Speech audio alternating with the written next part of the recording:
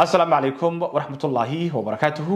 وإذن سلام يا دمان أصحاب تلك نجد عوانيسة ميل وبوا أشوفتان يسوي البه ومقال كيجو ومركا إدين سو قاريبا وحندون يا إن المقال كان أوجه له أرين رنتي دد بدن وإدين كإدين كمدا أي آد ولا يابي دوران ومركا سي شوك إدين كنا قنكرتا وحن مرة بدن إدين شيء إن دالك الصومالية يدتك الصوماليات با سي وين مركا سي لوجو سو دولي ummadda yadiina ay aad mashquul ugu tahay waxyaalaha aan markaasi muhiim ahayn waxaan doonayaa marka inaan muuqaal kambal maanta aan oga hadlo oo aynu bal ku dul istaagno report markaasi ay qortay kaniisad kamid ah kuwa sida weyn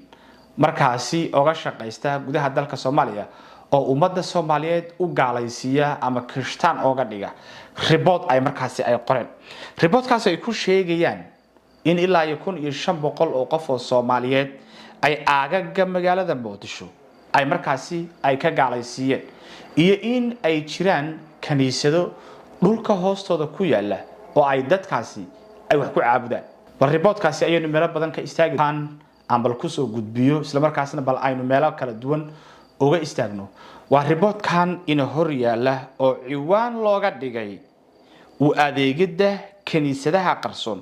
ee ku yaala gudaha dalka Soomaaliya waa ciwaanku waa sida waxa loo adeegayaa kaniisadaha qarsoon ee ku dhex yaala gudaha dalka Soomaaliya waxa reportkan qoray hay'ad magaceeda la yiraahdo ICC oo loo soo gaabiyay International Church Concerned marka ICC-du waa hay'ad taageerta waana kaniisad waana hay'ad taageerta dhaqaalana ku bixisa dadka Soomaalida ah ee diinta Kirishtaanka haysta ee ku dhaxnool gudaha dalka Soomaaliya waxay marka hay'adaanu ay walaac ka muujinaysaa dadkaas Masiixiyiinta ee Soomaaliya ku sugan sida ay markaasi xaaladoodu ay tahay waxayna leeyihiin Soomaaliya waa mid kamid ah dalalka ugu colaada badan ama ay ka jirto jawiga colaada ugu badan markaasi leh markaynu ka hadlayno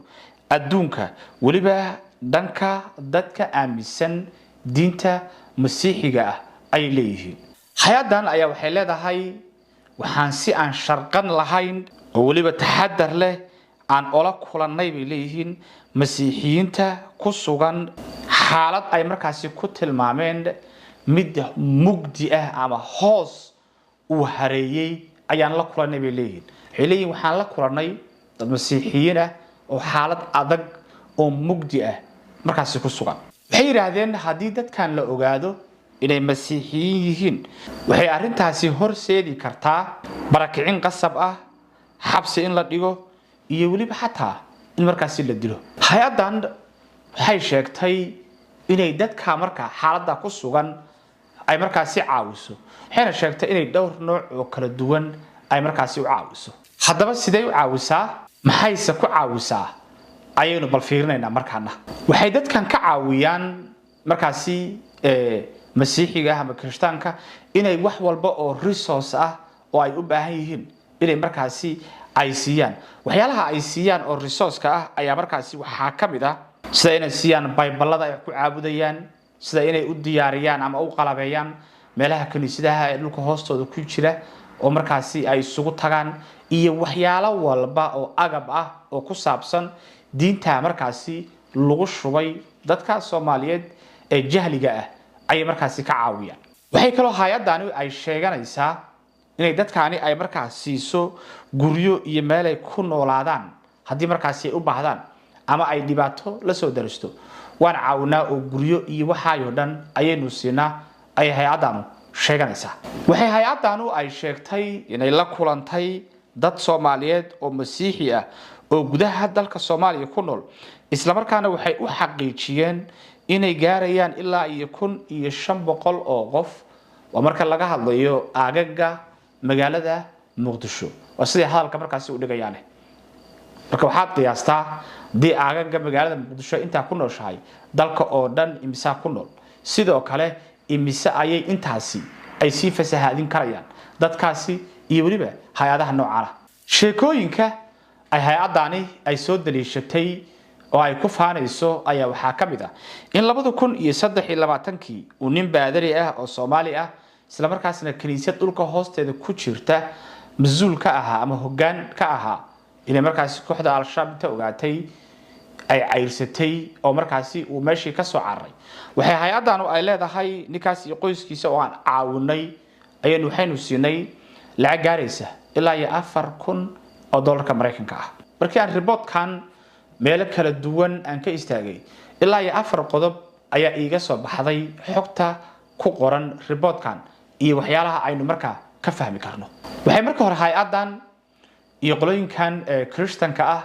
ay doonayaan in dad badan oo Soomaaliyeed oo baahan ay baahidooda ka faa'iideystaan isla markaasna ay gaalaysiiyaan ayagoo u ballan qaadaya inay dhaqaale iyo nolol iyo raashin iyo waliba ijaar inay ka bixinayaan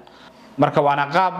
ay caan ku yihiin kooxahan missionaries-ka ah ee diinta Masiixiga faafiya ee dalka Western-ka markaasi jooga qodobka labaad oo meeshan iiga soo baxaya oo ama aynu ka fahmi karno ayaa wuxuu noqonayaa in Soomaaliya hadda ay ka jiraan kaniisado badan laakiin dhulka hoostooda ku jira ee aan baahayn kuwa sida caadiga ah ee guryaha markaasi loo dhiso waana arrin cusub oo inagu cusub haddii ay markaa kaniisado nooca ay jiraan waxyaalo badan ayaa jira oo dhulka hoostiisa laga sameeyay muddooyinkii ugu dambeeyay oo aysan ummadayda markaa aysan ka warqabinin waana arrimo runtii aad iyo aad khatartooda u leh waxa kale oo meeshan iiga muuqata in organization kan ICC la yiraahdo iyo kuwa la midka ah ay doonayaan in dadka Soomaaliyeed ay dalkooda ay nacsiyaan ayagoo marka hore ku talaalaya cudur kadibna cudurkaasi u isticmaalaya si ay ummadanada u nacsiyaan dalkooda cudurka waxaan ka wadaa marka hore qofka waa la gaalaysiinaya isla diintii qaldaneed ee lagu shubay darteed baa loo leeyahay dalkan kuma noolaan kartid oo waa lagu dilayaa kadibna dalkii ayaa dadkii laga daabulaya marka waa qaacido kale markii aad dhinaca ka istaagto in marka hore dadka la gaalaysiiyo kadibna isla diintii qaldaneed ee lagu shubay darteed in la yiraahdo dalkii nooga soo carar ugu dambeyn waxyaalaha ku dhex jira report-kan oo la yaab kale ayaa waxa kamid ah inay jiraan dad aad u tiro badan oo Soomaaliyeed